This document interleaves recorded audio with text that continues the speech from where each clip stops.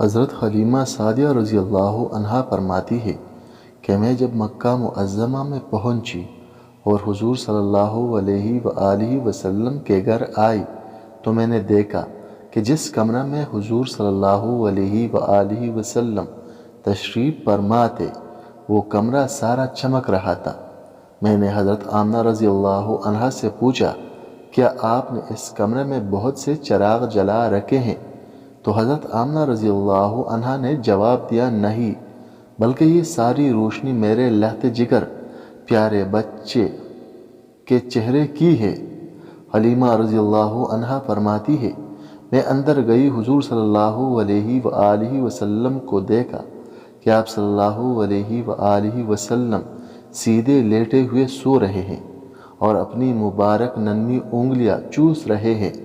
میں نے آپ صلی اللہ علیہ وآلہ وسلم کا حسن و جمال دیکھا تو فریفتہ ہو گئی اور حضور صلی اللہ علیہ وآلہ وسلم کی محبت میرے بال بال میں رچ گئی۔ پھر میں حضور صلی اللہ علیہ وآلہ وسلم کے سر انور مبارک کے پاس بیٹھ گئی اور حضور صلی اللہ علیہ وآلہ وسلم کو اٹھا کر اپنے سینے سے لگانے کے لیے ہاتھ بڑھایا تو حضور صلی اللہ علیہ وآلہ وسلم نے اپنی چشمان مبارک کھول دی اور مجھے دیکھ کر مسکرانے لگے۔ اللہ اکبر! میں نے دیکھا کہ اس نور بھرے منہ سے ایک ایسا نور نکلا جو آسمان تک پہنچ گیا۔ پھر میں نے حضور صلی اللہ علیہ وآلہ وسلم کو اٹھا کر بہت پیار کیا۔ پھر حضور صلی اللہ علیہ وآلہ وسلم کو لے کر واپس چلنے لگی تو حضرت عبد المطلب رضی اللہ عنہ نے زاد راہ کے لیے کچھ دینا چاہا تو میں نے کہا، حضور صلی اللہ علیہ وآلہ وسلم کو پا لینے کے بعد اب مجھے کسی چیز کی ضرورت نہیں۔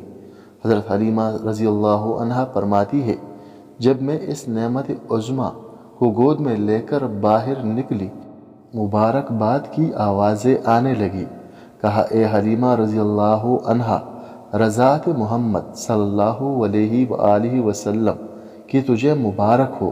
پھر جب میں نے اپنی سواری پر بیٹھی تو میری کمزور سواری میں بجلی جیسی طاقت پیدا ہو گئی کہ وہ بڑی توانا اونٹنیوں کو پیچھے چھوڑنے لگی۔ سب حیران رہ گئے کہ حلیمہ رضی اللہ عنہا کی سواری میں یکدم یہ طاقت کیسے آ گئی؟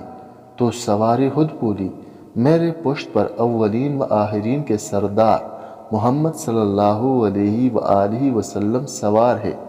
انہی کی برکت سے میری کمزوری جاتی رہی اور میرا حال اچھا ہو گیا۔